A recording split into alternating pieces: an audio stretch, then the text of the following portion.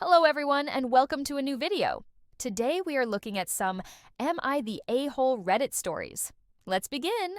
Am I the a-hole for not attending my sister's wedding because of her wedding tax? Alright Reddit, I'm in a bit of a dilemma and could really use your judgment.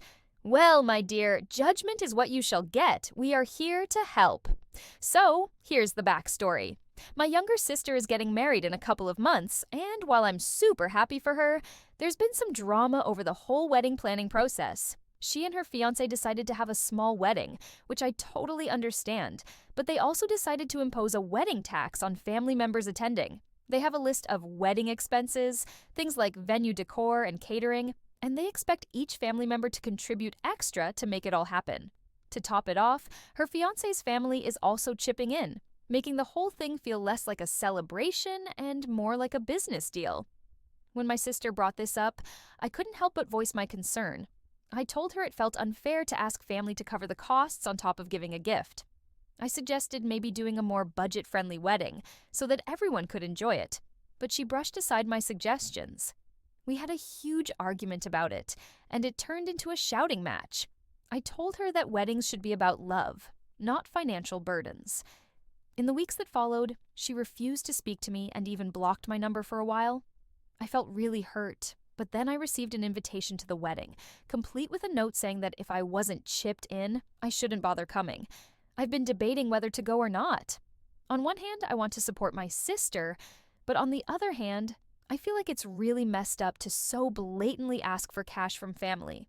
My parents think I should just suck it up, contribute, and attend for the sake of family, while my friends are telling me I'd be better off skipping it altogether. So, am I the a-hole for considering not going to my sister's wedding because of the wedding tax? Am I being a jerk for standing my ground on what I believe should be a joyful occasion and not a financial obligation? All right. First of all, I completely agree that weddings should not be a financial burden for the guests and family. If you do ask people to chip in, you can't expect a gift on top of that. It's one or the other, and even then, you better make sure people are comfortable with it. And honestly, it's really unfair to expect people to spend money just because you want to get married. I will never get tired of saying this. We cannot look into other people's wallets. You have no idea what someone's financial situation is, what they are comfortable spending, or even if they want to spend money on your wedding. It's entitled Plain and Simple. We also have a first edit from OP who says, "My sister did not make me a bridesmaid, but I'm totally okay with that.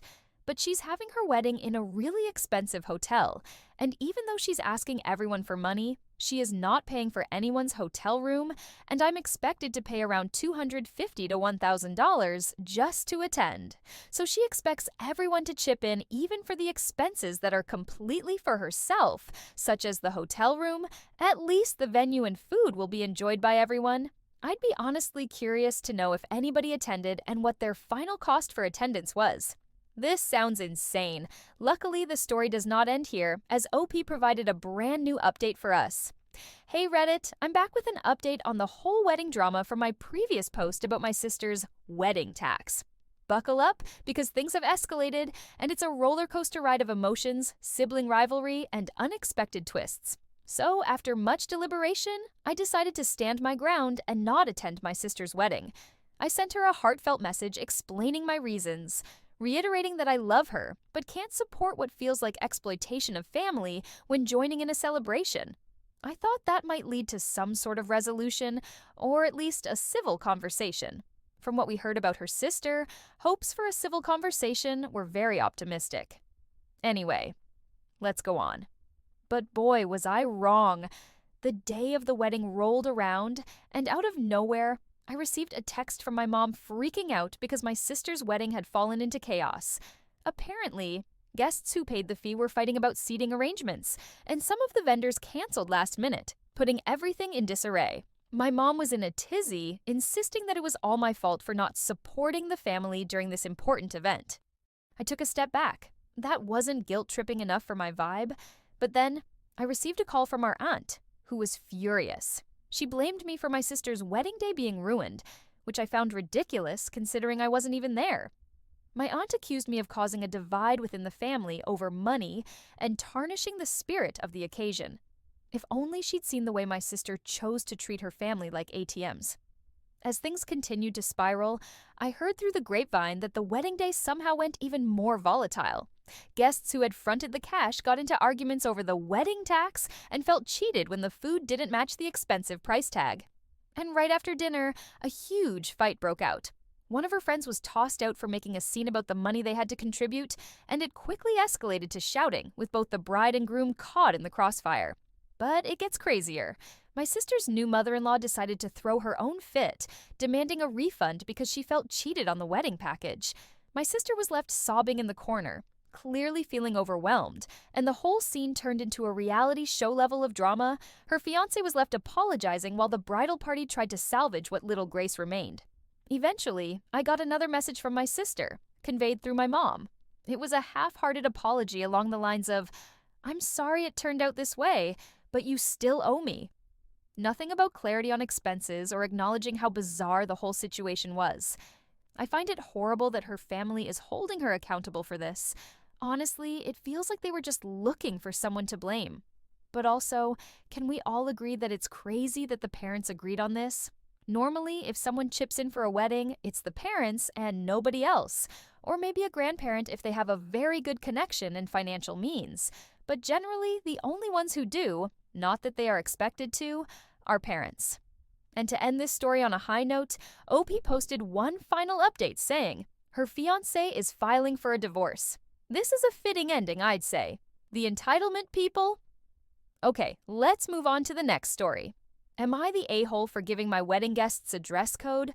I'm getting married to my partner, and we've planned a fantasy, Renaissance-themed wedding. Both of us are huge fans of books, video games, movies, and comics, and we actually met at a Renaissance fair. So incorporating that into our wedding felt like the perfect way to celebrate our relationship. We talked it over with our closest friends, and everyone was on board. When we sent out invitations, we included an extra note explaining the theme and why it was important to us. We also provided examples of outfits, ranging from DIY options using thrifted or repurposed clothes to simple pieces people could order online. We wanted to make it as easy as possible, and even said guests could reach out if they had concerns so we could find a solution together. Despite this, I started hearing through friends that some people, including a few family members, were upset. Apparently, they were calling me demanding and unreasonable, saying they didn't want to come if I was going to make a big deal about what they wore. My soon-to-be mother-in-law and sister-in-law in particular were very vocal about their frustration. When I reached out to them directly, they told me I was ruining what was supposed to be a happy occasion by forcing people to dress in a way they weren't comfortable with. They felt I was being too controlling, insisting that guests should be able to wear whatever they wanted.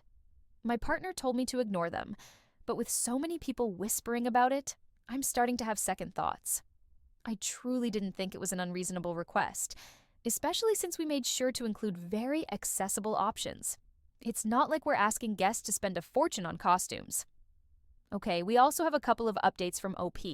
The first one says, we also mentioned in the invitation that we didn't want or expect wedding gifts. We actually encourage people to use that money on their outfits instead, if needed. A second update from OP says, one of the low-budget options we suggested was simply wearing a floral spring-summer dress, which many people probably already own, with a flower crown or a belt. For a more masculine look, something as simple as a linen shirt with a fabric tie or belt would work.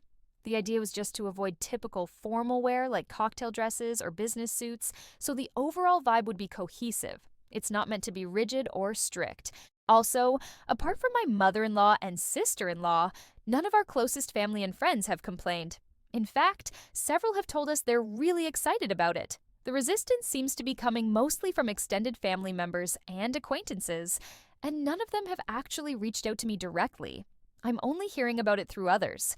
Honestly, as long as the couple isn't expecting guests to buy a brand new outfit they'll never wear again, I think it's okay to have a dress code. Sure, the theme is a bit uncommon, but in the end, they're allowed to plan their wedding how they want, and guests are free to decline if they don't feel comfortable with it. I'm very curious to hear people's opinions about this, though. Let's take a look at the comments. One user said, "Not the a-hole at all. Dress codes for weddings are completely normal. Sure, this might feel unusual for people outside of the community, But if someone I care about wants a themed wedding and asks me to dress a certain way, I'll do my best to respect that. I once attended a Halloween wedding. I didn't necessarily want to wear a costume, but I did because it was important to the couple. As long as you're not making people spend hundreds of dollars, I don't see an issue. Honestly, it sounds fun. That's a very valid point. Dress codes aren't unusual at weddings, and if it's something the couple is excited about, it's nice to show some support as long as it doesn't break the bank. Some others, however, had a more mixed perspective. I do think this is a little different from the Halloween example, since guests aren't just wearing any costume they like. They're required to follow a specific Renaissance theme, which might not suit everyone's personality. I like the idea of making the dress code optional and providing racks of themed accessories for guests to use if they choose. This is also a lovely idea. Providing accessories may allow guests to come with their regular wedding outfits and still match the theme without overdoing it or having to buy something new. Another user says, "She's only wrong if she gets upset when people opt out." Most guests in their late 20s, 30s, and 40s already have designated wedding attire that they can reuse for multiple events. Expecting them to thrift or put together a whole new outfit just for this wedding could feel frustrating. If the bride and groom want to dress up, that's great. Maybe the bridal party too. But beyond that, people might not want to put in that effort, and that should be okay too. At the end of the day, no one outright called them wrong for their request, just that it might be a bit much for some people. What are your thoughts? And now, let's move to story number 3. Am I the a-hole for bringing an uninvited guest to a destination wedding? I was invited to a wedding that was within my state, but far enough that attending would require an overnight stay. To make things easier, I planned to arrive the night before and stay for at least 2 nights since it was set to be an all-day affair. Honestly, I was flattered to receive an invitation at all, since I didn't think I was particularly close to the couple. It was a very small wedding, around 60 guests, including the bridal party, so it made sense that I wasn't given a +1. That was fine with me, and I never asked for one. When I went to book my stay, I found that the only available rooms were quite large, with multiple beds or a king bed. Since it was a popular wedding destination, most standard rooms were already taken. At that point, I figured, why not invite my boyfriend along? He could help split the long drive there and back, and we could enjoy a little getaway together. We planned to have dinner the night before, relax in the hotel, and grab breakfast before heading home. While I was at the wedding events, he would just hang out at the hotel, by the pool, or in the room, completely separate from everything. The wedding went smoothly, and I attended alone, just as planned. Later that night, after the festivities ended, I was walking back to my hotel room with the maid of honor, who I'm closer to than the bride, chatting as we went. When we got to my room, I knocked on the door instead of digging through my bag for the keycard, and my boyfriend opened it. The maid of honor greeted him casually and then walked off. I didn't think anything of it, but a few days later, she reached out saying it had been awkward and uncomfortable that my boyfriend was staying at the hotel, especially since he wasn't invited to the wedding. She told me that everyone felt weird about it. This completely caught me off guard. As far as I knew, no one at the wedding even realized he was there because it never came up.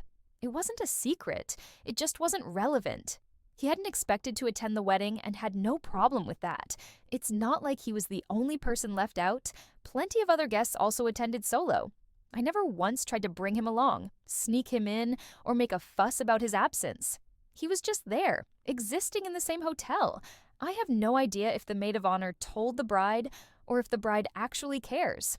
And honestly, I don't want to message her on her honeymoon over something that seems so minor, but I do wonder, was this really an issue? Should I have checked first before bringing him? Okay, first of all, from the title, I thought this was going to go in a completely different direction. I assumed you had actually brought him to the wedding itself. This reminds me of another Reddit story where the bride had a destination wedding spanning 2 days, and some guests decided to make a longer trip out of it, at their own expense, only for the bride to get upset that they were treating it like a vacation instead of a wedding. This feels similar. You attended alone, exactly as requested. No one can dictate what you do outside of wedding hours. It's completely reasonable to travel with someone, especially for a long drive or overnight stay. Not everyone is comfortable traveling alone. I expect most people to agree with this take, but let's see what the comments say. One user says, Not the a-hole. Let's see. You didn't insist on getting a +1. Throw a fit when you didn't get a +1. Complain about not having a +1. Tell anyone your boyfriend was even there. Try to sneak him into the wedding or get him food, drinks. Leave the wedding early to go back to him. So, basically, the maid of honor was upset that your boyfriend existed in the same hotel as the wedding? Absolutely agreed. You were completely respectful and followed all the rules. It seems like the only issue here was that the maid of honor just noticed he was there, and that was enough to make it a problem. Another user adds, "It honestly sounds like the maid of honor was hoping to bunk with OP that night. She followed OP back to her room, didn't say goodnight until she saw the boyfriend inside, and then suddenly acted weird. Maybe she was planning to crash in OP's room because she was stuck sharing with her parents or a big group. That's an interesting theory. It does seem odd that she only made a fuss after realizing the room wasn't available. It might explain why she reacted so strangely instead of just letting it go." Everyone seems to agree. OP is not the a-hole here. What do you think? Let's now take a look at one last story. Am I the a-hole for having a wedding but not telling the venue, caterers, etc. that it was a wedding to save costs? If you haven't heard of the wedding tax, many caterers, venues, and other vendors charge more for weddings than for any other event.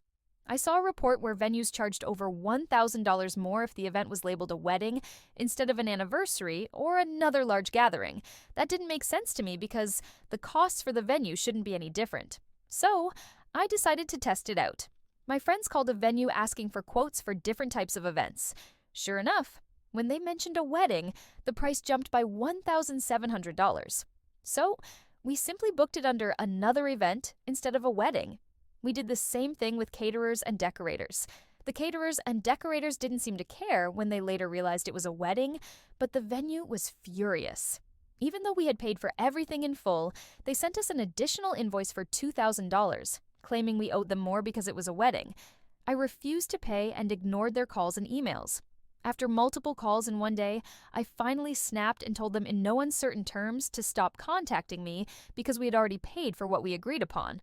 My wife thinks I was too harsh, and some family members are saying we scammed the venue and should pay. But I think we were just avoiding an unfair upcharge. The wedding has already happened, so I don't see the problem. This is one of the first posts I've come across where the person was almost unanimously labeled the a-hole. And to be fair, I had to censor this post quite a bit as the language was definitely not YouTube friendly. Now, let's talk about the wedding tax. While it might seem unfair, there are some reasons why weddings often cost more. Weddings tend to have higher expectations, more elaborate setups, and stricter requirements than a typical party.